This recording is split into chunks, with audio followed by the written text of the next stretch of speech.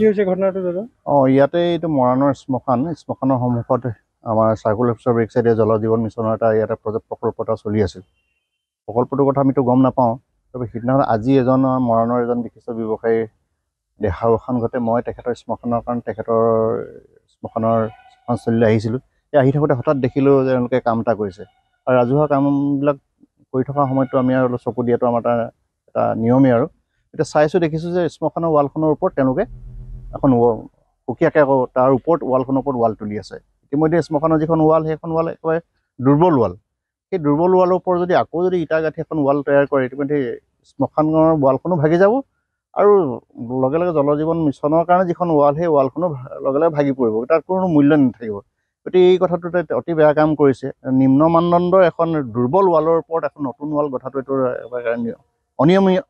এইটো নিয়মৰ কোনো কাম নহয়, এইটো কাৰিকৰীভাৱে কোনো এটা স্বীকৃত কাম নহয়। আৰু তেওঁলোকে টকা বচাবৰ কাৰণে সুকীয়াকৈ এখন ৱাল সুকীয়াকৈ এখন ৱাল দিয়াৰ উচিত আছিল, যদি টকাটো ৰাহি কৰিবৰ কাৰণে সুকীয়াকৈ ওপৰত সিখন পুৰণা ৱালৰ ওপৰত ৱাল দিবলৈ লৈছিলে। আমি হাকা বাধা কৰাত তেওঁলোকে এই ৱালখন খুব হৈ হাল্লা হুলস্থুল কৰাত তেওঁলোকে সেই ইটাখিনি ইতিমধ্যে আমি আঁতৰাই দিয়ে দেখিছোঁ। গতিকে এইটো অতি গৰ্হিত কাম, আৰু গোটেই প্ৰকল্পতে অলপ ভালভাৱে হোৱা নাই। আপুনি দেখিছে যে এই গোটেই ফাউণ্ডেশ্যনটো অলপ মাটি ওখ কৰিব লাগিছিলে, এই কামটো ওখ নকৰিলে। দেখিছে ৰাস্তাটো যথেষ্ট সময় পানী হয়, ইয়াত কোনো পানী ওলাই যোৱাৰ পৰিৱেশ নাই, আউটলেট নাই। গতিকে স্বাভাৱিকতে এই পানীবিলাক ক'লৈ আহিব? এই পানীবিলাক ইয়ালৈ আহি এই পৰিৱেশ দূষিত কৰিব। ইতিমধ্যে মানুহে খাবৰ কাৰণে প্ৰকল্পটো ইয়াত কৰিছে। যদি এটা বিশুদ্ধ পানীৰ কাৰণে এটা ব্যৱস্থা কৰাৰ পাছত যদি সেই ব্যৱস্থাটো যদি অতি অপৰিষ্কাৰ লেতেৰা আৱৰ্জনা পানীৰে যদি তাক দূষিত কৰে, এইটো থকাতকৈ নথকাই ভাল। আৰু বিশেষকৈ এইটো ভাল হ'ব এইটো কাৰণেই লাগে, আৰু সুন্দৰ হ'ব লাগে, এটা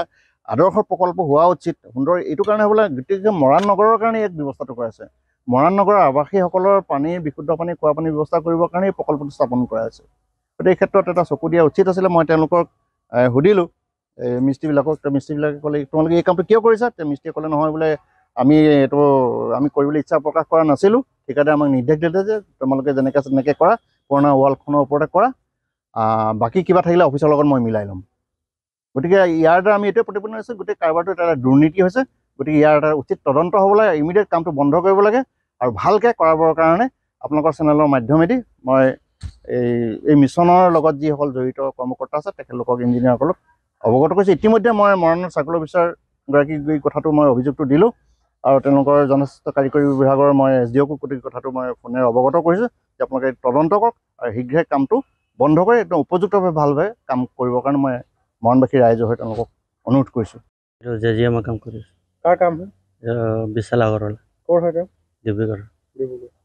আপুনি এই শ্মশানৰ ৱালত কেলে ইটা গাঁঠি আছিলে? এইটো বিশাল দা কৈছিলে আমি মিলাম বুলি। কি মিলাব?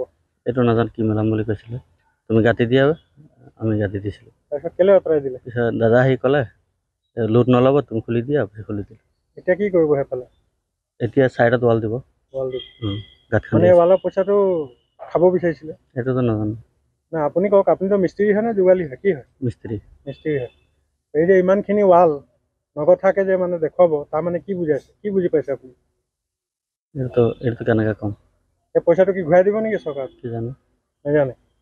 কামটো কৰিব লাগিছিলে নে নালাগিছিলে? মিস্ত্ৰী হিচাপে কামটো ঠিকে আছিলে নেকি? এইটো নাই, ঠিকে নাছিলে। নাছিলে। কণ্ট্ৰেক্টৰক নুবুজালে? নাই, মইতো বাৰে বাৰে কৈছিলোঁ গাঁঠিম না, আমি এক্সট্ৰাই গাঁঠিম, তুমি গাঁঠি দিয়া, আমি মিলাম। কাৰ লগত মিলাই এইটো নাজানো। এইটোৱে কাম আছে নে আৰু আছে তেখেতৰ? নাজানো। আপোনাৰ ঘৰ ক'ত? মই বিশ্বনাথ চাৰিআলি।